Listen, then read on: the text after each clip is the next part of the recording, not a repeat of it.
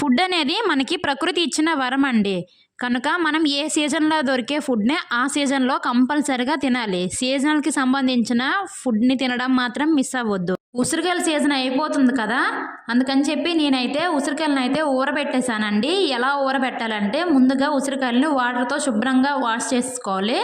తర్వాత వాటికి ఘాట్లు పెట్టేసి ఇలా వేడి నీటిలో వేసేసుకోవాలండి. నెక్స్ట్ వచ్చేసి వీటి కోసం పండు మిరపకాయలు ఉంటాయి కదా! పండు మిరపకాయలు అయితేనే ఉసిరికాయల టేస్ట్ అనేది బావుంటుంది. పండు మిరపకాయలు లేకపోతే మీరు ఎండుమిర్చి అయినా వాడేసుకోవచ్చు.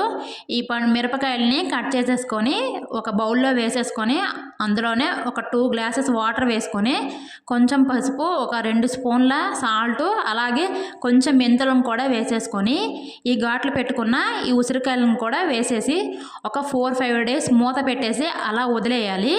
4, 5 డేస్ తర్వాత ఇలా అయ్యాయండి నాకైతే. తర్వాత వాటిని డబ్బాలో స్టోర్ చేసుకుంటే ఎన్ని రోజులైనా నిల్వ